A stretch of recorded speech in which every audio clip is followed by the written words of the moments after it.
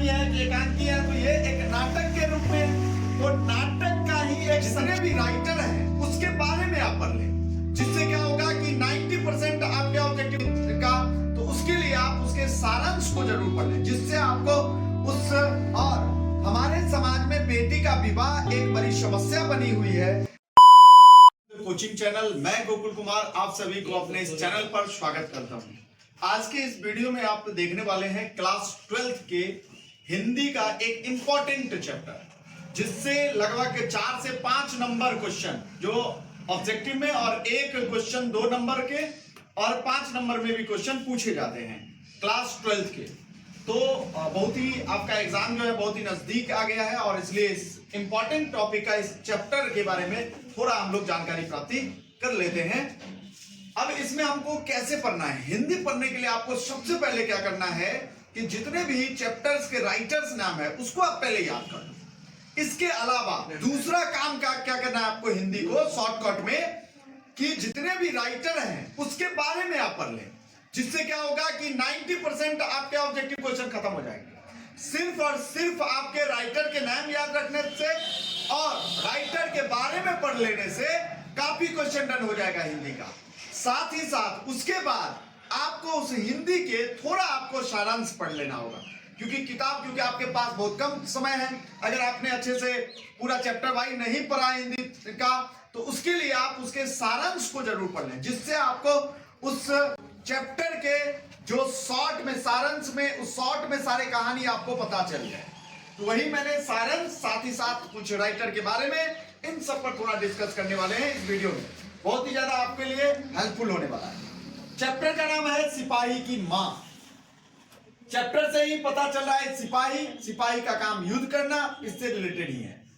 Writer का नाम याद रखना आप कि मोहन राकेश इनके राइटर हैं, लेखक हैं।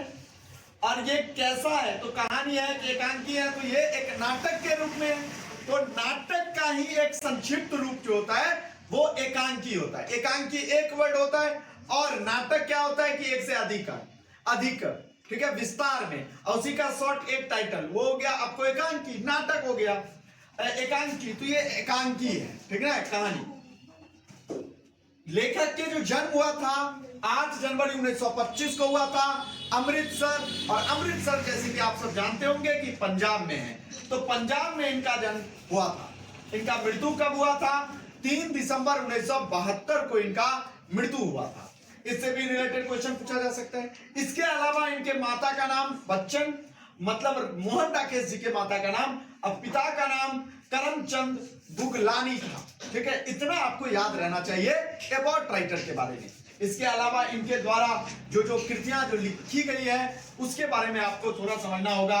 इंसान के खंडर, नए बादल, जानवर और जानवर जो 1958 में इन्होंने लिखा है, जिंदगी 1961 में लिखा है, फौलाद का आकाश। तो इस तरह के बहुत सारे कुछ जो है इन्होंने कृतियां लिखा है। इसके अलावा भी बहुत सारे ऐसा कृतियां हैं जो उन्होंने लिखा है। ना आने वाला कल, जो आप नोट कर लेंगे कॉपी में, 1970 में। अंतराल, ये सब सभी उपन्यास इन्होंने लिखा है। उपन्यास भी आप 1-2 याद रखेंगे। सभी कहानियां जो था ये सभी कहानियां था, और उपन्यास एक जोड़ देंगे आप, 1 से 2। इसमें एक आपका हो गया अंधेरे बंद कमरे। एक उनका उपन्यास था अंधेरे बंद कमरे, ठीक है। और दूसरा उपन्यास का नाम था न आने वाला कल, और तीसरा था अंतराल। ये सभी उपन्यास था। तो क्वेश्चन पूछा जाएगा इनमें से कौन सा मोहन राकेश जी का जो है वो उपन्यास है। तो अलग अलग आपको दे देगा, उसमें से आपको 3 ऑप्शन में से एगो उपन्यास में से दे देगा, तो इससे रिलेटेड क्वेश्चन आ जाएंगे, ठीक है। अब आपको थोड़ा कहानी के सारांश के बारे में मैं बताना चाहूंगा कि सारांश क्या है। इसके में थोड़ा हम पढ़ रहे हैं, थोड़ा शॉर्ट में सारे कहानी को समझाने की कोशिश कर रहा हूं। ध्यान देंगे,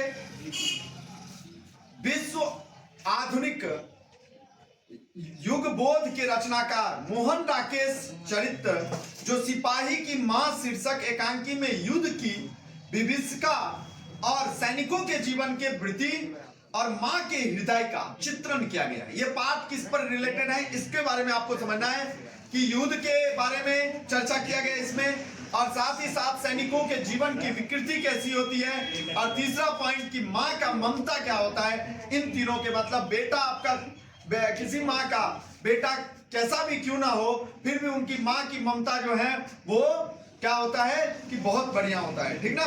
तो हृदय हमेशा उनका जो है, इसके बारे में थोड़ा बताया गया है, ठीक है। इस एकांकी में 2 दृश्य और 8 पात्र हैं। इस कहानी में 8 पात्र और 2 दृश्य दिखाए गए हैं। इसके माध्यम से एकांकीकार जो है, एकांकीकार मतलब हो गया मोहन डाकेश जी, इन्होंने जो है वो विभिन्न सामाजिक समस्याओं को उद्घोषित किए हैं। और हमारे समाज में बेटी का विवाह एक बड़ी समस्या बनी हुई है। इस कारण बहुत से पिता ना चाहते हुए भी उगाही मतलब उसके रुपया ज्यादा से ज्यादा धन उगाही के लिए अवैध कार्य भी करने पर मजबूर हो जाते हैं। बहुत से भाई भी अमानवीय कृत करने पर मजबूर हो जाते हैं। सुंदर शांत परिवार भी तबाह हो जाता है। तो उसके अलावा लेखक ने युद्ध की विभीषिका में मतलब एक तो उन्होंने ये बताया है कि लड़की की स्थिति समाज में अभी भी असमानताएं कितनी फैली हुई है कि एक विवाह के लिए, एक लड़की के विवाह के लिए एक परिवार पूरा तबाह हो जाता है। उनके पिता जो है अवैध काम भी करने के लिए, धन की ज्यादा से ज्यादा उगाही के लिए जो है वो कुछ भी करने के लिए तैयार हो जाता है। एक भाई कुछ भी कर अमानवता वाला चीज भी करने के लिए तैयार हो जाता है क्योंकि धन चाहिए और इससे उनकी बहन की शादी हो। तो इससे रिलेटेड भी कहानी इसमें दिया गया है। इसके अलावा जो बताया गया है, लेखक ने युद्ध की विभीषिका को भी जो है उद्घोषित किया है। और शासक अपने स्वार्थ के लिए युद्ध करते हैं परंतु तबाह हो जाते हैं। जनता मतलब स्वार्थ के लिए राजा लड़ते हैं लेकिन तबाह कौन हो जाता है? जनता, क्योंकि लड़ता तो शासक है नहीं, जनता ही लड़ता है, जनता में से ही सैनिक जाता है, ठीक है। राजा का बेटा तो नहीं जाकर के सैनिक बनता है। तो इसी के बारे में बताया, तबाह कौन होता है? जनता।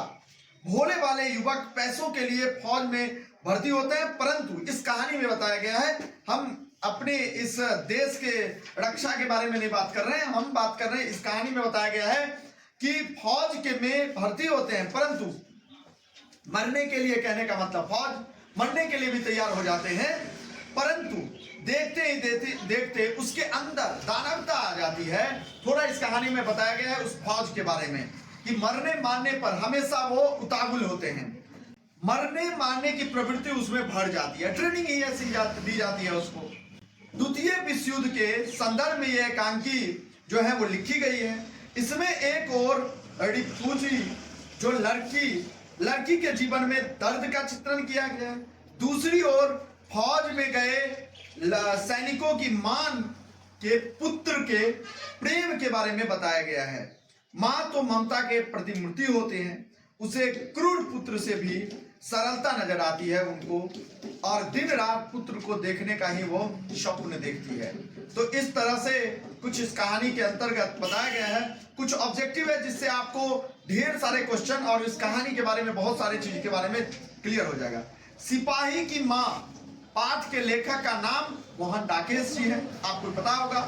दूसरा, सिपाही की मां गद्य की कौन सी विधा है? तो एकांकी है। विष्णु को किसकी प्रतीक्षा है या डाकिये की राह क्यों देखती है? ये क्वेश्चन है।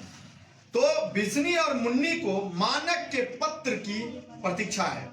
पत्र डाकिया ही लाएगा, इसलिए वह डाकिये की राह देख रही है। मानक सिपाही हो गया। अगले क्वेश्चन, विष्णु मानक को लड़ाई में क्यों भेजती है? तो विष्णु को अपनी बेटी मुन्नी की शादी के लिए धन चाहिए थी, आवश्यकता है, वह धन कमाने के लिए मानक को लड़ाई में भेजती है, ठीक है। तो ये भी क्वेश्चन हो गया, बहुत अच्छा क्वेश्चन था। अगला क्वेश्चन, एकांकी एवं नाटक, इसके बारे में मैंने बता दिया, लिख भी दिया वैसे। एकांकी एक अंक, नाटक एक से अधिक अंक, संक्षिप्त रूप में इसको एकांकी कहते हैं। कुंती का परिचय दीजिए, ये भी क्वेश्चन इंपॉर्टेंट हो गया। तो कुंती जो है वो मानक और विष्णु और मुन्नी के पड़ोसन है, जो विष्णु से बात करती है या अपनी समस्या से अधिक दूसरे की समस्या पर ध्यान देती रहती है, ये कुंती। या भारतीय गौ महिला जैसी, महिला जैसी वो दिखती है, सामान्य दिखती है वो। मानक और सिपाही एक दूसरे को क्यों मारना चाहती है? मानना चाहता है। मानक और सिपाही एक दूसरे को क्यों मानना चाहता है? कुछ इंपॉर्टेंट इस चैप्टर का मैंने क्वेश्चन दे दिया है और जिसके बारे में आंसर भी मैंने बता दिया है।